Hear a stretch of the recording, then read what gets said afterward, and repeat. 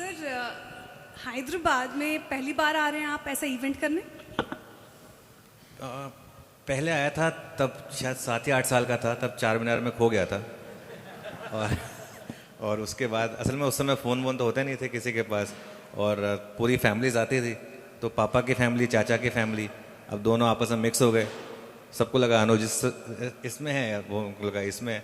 उसके बाद मैं चार मीनार पे अकेला खड़ा था, मैं रो रहा था। फिर वो खैर वो ज़माना थोड़ा सा बेटर था तो सब सेफ थे, लेकिन ऑफिशियली पहली बार है। और मैंने सुना आपकी स्पीच अच्छा लग रहा है आपको बहुत हैदराबाद आकर। हैदराबाद अगर आपको अच्छा नहीं लगा तो आपके साथ कुछ तकलीफ है ना। मतलब जिसे कहते हैं, एक कहते हैं कि एक मैंने किसी से सुना था कि if you tired of London you tired of life. मैं हैदराबाद के बारे में कह सकता हूँ, मैं सिर्फ एक इवनिंग और मतलब एक सिर्फ आधा दिन स्पेंड किया है, लेकिन कह सकता हूँ हैदराबाद के बारे में। मेरे तो दूसरी ट्रिप है ये, पहले मैं उड़ान के लिए आई थी CNBC आवाज़ के। अच्छा कमल जी, पहले 2 इवेंट्स हमने सेंट्रल इंडिया और वेस्टर्न इंडिया में किया, भोपाल और वडोदरा। अब हैदराबाद आप साउथ टच करना चाह रहे थे इसलिए हैदराबाद चुना, वजह क्या थी? एक्चुअली सबसे पहले तो इस प्यारी सी पर्ल सिटी में सैटरडे की मॉर्निंग आए हुए सभी लोगों का मैं हार्दिक स्वागत करता हूं, अभिनंदन करता हूं। आई थिंक हैदराबाद पिछले 10-15 सालों की अपन जर्नी की बात करें तो fastest and well planned governing growth city है, जहां पर टेक भी बहुत तेजी से बढ़ रहा है, ओल्ड ट्रेडिशनल बिजनेस भी बहुत तेजी से बढ़ रहा है, कल्चर भी है, हेरिटेज भी है, यंग एंटरप्रेन्योर जिसको आज हम जेनजी बोलते हैं वो भी है, और एक बहुत बड़ी संख्या में जो ओल्ड बिजनेसमैन है।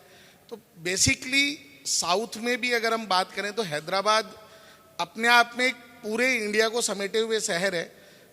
हैदराबाद को छोड़ के आप इक्विटी में ग्रोथ की कल्पना कैसे कर सकते हैं?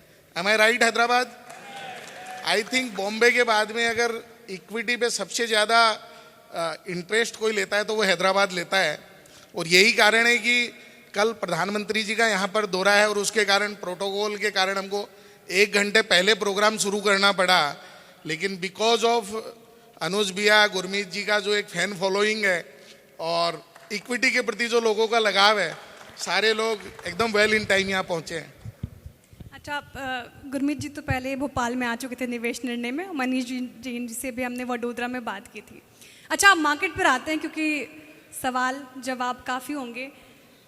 अनुज जी, मार्केट में हो क्या गया है? सिर्फ अब ट्रम्प कार्ड ही चलेगा, फंडामेंटल टेक्निकली सब भूल जाएं? क्योंकि रात में जब सोते हैं तो एकदम भगवान भगवान करके सोते कि सुबह पता नहीं क्या ट्वीट आ जाए। हाँ, आजकल सबसे ज़्यादा अमीर आदमी वो होगा जिसके पास डोनाल्ड ट्रंप का पासवर्ड होगा। अगर उनका खास तौर से और उनका ट्रेडिंग अकाउंट का पासवर्ड मिल जाए तो फिर तो क्या ही बात है। लेकिन देखिए श्रेया, एक चीज़ बताऊं मैं आपको, मार्केट ने पिछले कुछ 2-3 महीने में सीख दी है।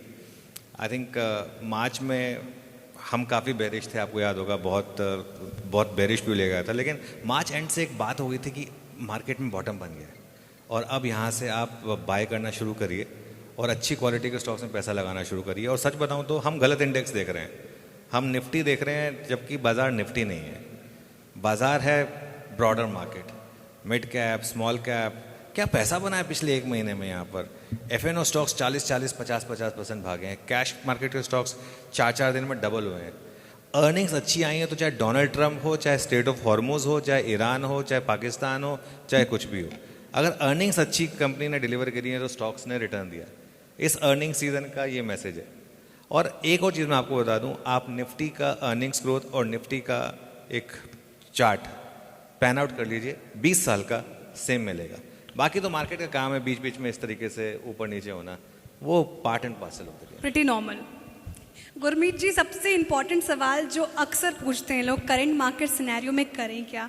क्योंकि 2 साल से कुछ खास रिटर्न मिले नहीं या फिर नेगेटिव रिटर्न ही मिले हैं। दर्द दिख रहा था उनकी बातों में आज जब चर्चा हो रही थी। तो कैसे नेविगेट करें इस मार्केट को, कंसिडरिंग जियोपॉलिटिकल सिचुएशन इतना टफ है, 2 साल से रिटर्न नहीं मिल रहा है, पेशेंस टेस्ट हो रहा है अब इन्वेस्टर्स का?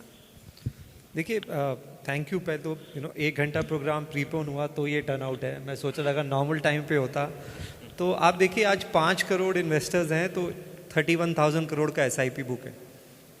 आप सोचिए जब ये 15-16 करोड़ इन्वेस्टर होंगे तो 1 लाख करोड़ का सिप बुक होगा, तो क्या होने वाला है भारत में अगले 4-5 साल में। हम शायद 2-3 साल बाद FIS का नंबर ट्रैक करना भी मतलब इंपॉर्टेंट है, मैं नहीं बोलता FIS का नंबर इंपॉर्टेंट। तो आई थिंक जो डोमेस्टिक लिक्विडिटी फ्लो है, ये बियर मार्केट में भी कहीं बुल मार्केट चल रहा है ना। आप देखिए सडनली केमिकल सेक्टर टर्न हो गया, किसी ने नोट नहीं किया, बहुत साइलेंटली टर्न हुआ। चाइना ने डंप करना बंद कर दिया क्योंकि वहाँ एक्सपोर्ट रिबेट ख़त्म हो गया 1 अप्रैल से। लॉजिस्टिक कॉस्ट बढ़ गई और युआन रुपी से 20% अप्रिशिएट कर गया। तो आपने देखा पिछले 2 हफ्ते में केमिकल स्टॉक्स, सारे अच्छे केमिकल स्टॉक्स ने दीपक नाइक, और यहाँ पे प्रमोटर बाय कर रहा था जब ये मार्च का इवेंट हो रहा था। अगर आप स्क्रीनर देखते या ऐप पे देखते चॉइस की, तो आपको दिखता कि प्रमोटर बाय कर रहा था। डिफेंस में एक अलग ही बुल मार्केट चालू है। एनर्जी तो मुझे ऐसा लग रहा है जैसे 28,000 निफ्टी पे, अगर आप एनर्जी स्टॉक्स देखेंगे तो हर बियर मार्केट में, हर वॉलेटाइल फेस में अपॉर्चुनिटीज़ हैं।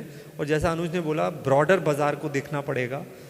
मेरा ये मानना है कि इंडेक्स जो है, हमारे बहुत सारे इंडेक्स के फ्रंटलाइन स्टॉक्स इंडिया का फ्यूचर नहीं दिखा रहे हैं, और उस वजह से भी निफ्टी में प्रेशर है। एक तरफ सैमसंग अर्निंग डिक्लेयर करता है, दूसरी तरफ ITC आता है, इन्फोसिस आता है, TCS आता है। तो FIS को कैसे कॉन्फिडेंस आएगा? देखिए, हम FIS को ब्लेम करना आसान है। आप 2 साल से अगर 2% गाइडेंस देंगे, उसमें भी 1% मीट करेंगे, तो HDFC कब से बोल रहा है वर्स्ट इज ओवर। हालांकि मेरा फेवरेट स्टॉक है, मैं खुद भुगता हूँ HDFC में इतने सालों से।